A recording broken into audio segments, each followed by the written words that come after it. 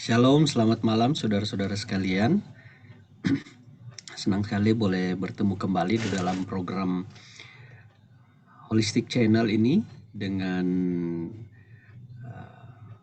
tema pembelajaran malam ini adalah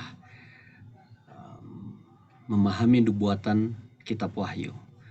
Dan kita sudah tiba pada pasal yang kelima. Saya akan membagikan materi ini menggunakan PowerPoint dan semoga pelajaran kita saat ini akan memberkati saudara-saudara semua untuk lebih mengenal Yesus di dalam kehidupan kita. Terima kasih saudara PHD Johan ya, Pendeta Hari Depan Johan yang sudah memimpin acara dan sudah berdoa bagi pelajaran ini. Baik, karena sudah didoakan jadi kita akan lanjut dari pasal 5 ini. Kita akan belajar tentang kitab yang dimeterai dan anak domba. Apa maksud kitab yang dimeterai dan apa anak domba ini? Baik. Mari kita lihat dari ayat 1 dari Wahyu pasal 5 ini. Firman Tuhan berkata, "Maka aku melihat di tangan kanan Dia yang duduk di atas tahta itu sebuah gulungan kitab yang ditulisi sebelah dalam dan sebelah luarnya dan dimeterai dengan 7 meterai." Jadi Yohanes saat ini, pada waktu dia melihat penglihatan ini, dia berada di ruang Ka'bah surga ya. Dan ini adalah kelanjutan penglihatan Yohanes dari pasal 4, di mana dia melihat ya, Dia yang duduk di atas tahta itu, yang tentu bukan lain adalah Allah Bapa ya. Karena di ayat 7 dikatakan bahwa anak domba atau Kristus akan datang menghampiri Dia yang duduk di atas tahta itu. Berarti Dia yang duduk di atas tahta itu pasti adalah Allah Bapa dan bukan Kristus tentunya ya. Nah, di tangan kanan Allah Bapa ada sebuah kitab atau gulungan yang termeterai.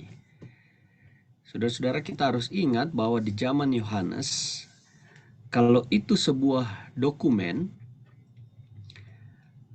itu tidak dijilid seperti sekarang ya, seperti buku seperti zaman kita ini, tapi itu di atas satu gulungan, dan dikatakan itu ditulisi sebelah dalam dan sebelah luarnya. Jadi gulungan ini istimewa saudara-saudara ya, di mana tulisannya tidak saja berada di sebelah dalam, yang biasanya kalau kitab-kitab yang digulung, tapi saat ini tulisan juga terdapat di sebelah luar. Dan ini memberikan tanda gulungan apakah sebenarnya yang dipegang oleh Allah pada saat itu. Nah, di zaman bangsa Israel, zaman dulu, Tuhan membuat peraturan penebusan tanah ya. Kalau ada orang jual tanah kepada orang asing ya, karena mungkin dia butuh uang ya, sehingga dia menjual tanahnya, maka dibuatlah aturan paling tidak ada keluarga dari pemilik tanah ini untuk menebus kembali tanah yang sudah dijual ya. Dan tujuan ini supaya tanah itu tidak jatuh ke tangan orang asing. Itu tujuannya. Nah, di tahun ke-50 ya, atau tahun Yobel, tanah itu harus dikembalikan ke pemilik yang pertama, supaya apa? Tidak kehilangan hak waris dari pemilik itu. Jadi ini cara Tuhan melindungi tanah milik orang Israel, ya, pemilik pertamanya. Nah,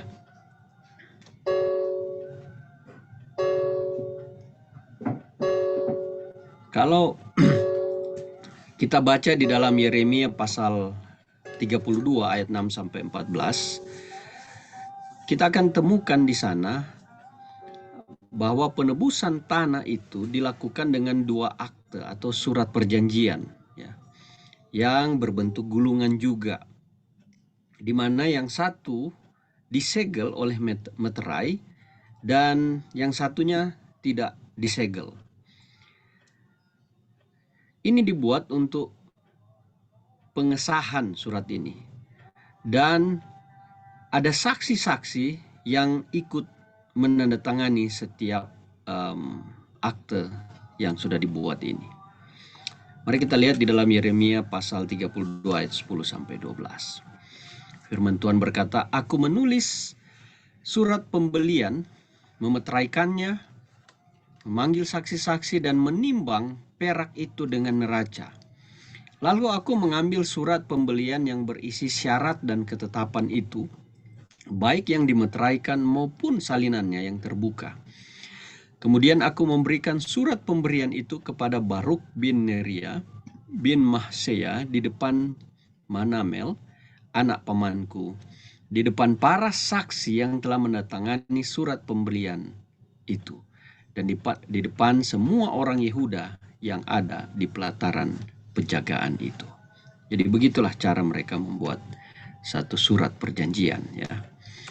Jadi seorang teolog bernama John Wimse, ini sebenarnya namanya John Wims, dia mengadakan penyelidikan dan menurut dia akte ini ditandatangani oleh saksi-saksi di bagian belakangnya, ya. Jadi ada tulisan di belakang dari akte itu yang ditulis oleh saksi-saksi, ya, dalam buku Judicial Law of Moses, ya, yang dikutip oleh J.A. Sayce dalam buku yang dia tulis. Nah, kalau kita perhatikan di ayat 1 ini, di mana gulungan yang bermeterai itu yang dipegang di tangan kanan Allah Bapa itu, di mana berisi tulisan baik yang ada di dalam dan ada di luar. Nah, kalau ini disejajarkan dengan surat penebusan tadi yang kita sudah pelajari dari bangsa Israel, ya, sekalipun itu surat penebusan tanah, dan kalau apa yang Allah pegang ini berarti adalah satu surat penebusan umat manusia, ya. Dan kitab dengan 7 meterai ini, ya, yang di tangan Allah Bapa ini, kalau kita pelajari di dalam Alkitab, angka 7 ini adalah angka sempurna, ya. Jadi artinya gulungan itu dimeteraikan dengan sempurna, dan tidak ada sembarangan orang yang boleh membukanya.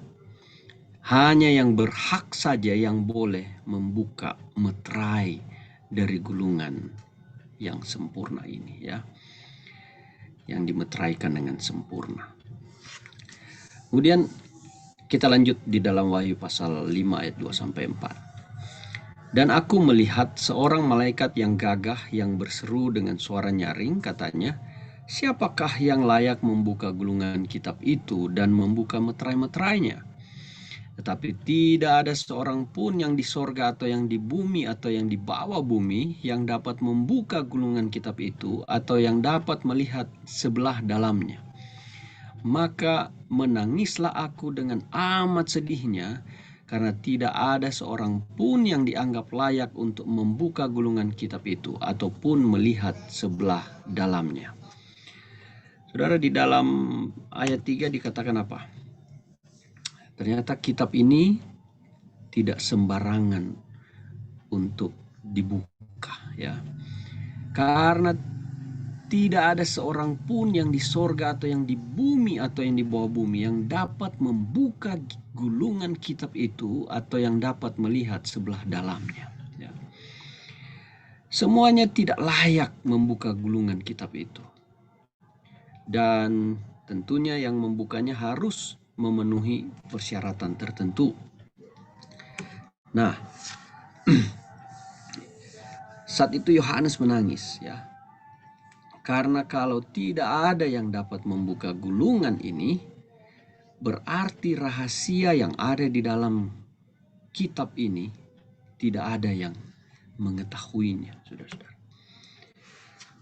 Kemudian di dalam Wahyu pasal 5 ayat 5 dikatakan, lalu berkatalah seorang dari tua-tua itu kepadaku, jangan engkau menangis. Sesungguhnya singa dari suku Yehuda, yaitu tunas Daud, telah menang, sehingga ia dapat membuka gulungan kitab itu dan membuka ketujuh meteranya. Wow, puji Tuhan, ya. Ada yang dapat membukanya, yaitu singa dari suku Yehuda. Nah, kita tahu sendiri bahwa Bani Yehuda itu dilambangkan sebagai singa. Nah, siapa ini singa dari Bani Yehuda ini, ya, dari suku Yehuda? Oke, kita akan lihat, ya, beberapa ayat-ayatnya. Kejadian 49 ayat 9 sampai 10 dikatakan demikian. Yehuda adalah seperti anak singa. Setelah menerkam, engkau naik ke satu tempat yang tinggi, hai anakku. Ia meniarap dan berbaring seperti singa jantan atau seperti singa betina. Siapakah yang berani membangunkannya? Tongkat kerajaannya tidak akan beranjak dari Yehuda ataupun lambang pemerintahan dari antara kakinya. Sampai dia datang yang berhak atasnya, maka kepadanya akan takluk bangsa-bangsa. Ya. Jadi kalau kita sudah tahu bahwa Yehuda sendiri adalah singa, ya, dan disebutkan singa dari suku Yehuda, berarti singanya singa. Kalau begitu siapa lagi kalau bukan Yesus Kristus, ya. Nah, di ayat tadi berbicara tunas Daud. Di dalam bahasa Ibrani, bahasa aslinya adalah Ridzah, yang diterjemahkan, ya, akar di dalam bahasa Inggris, dan itu bukan tunas, ya.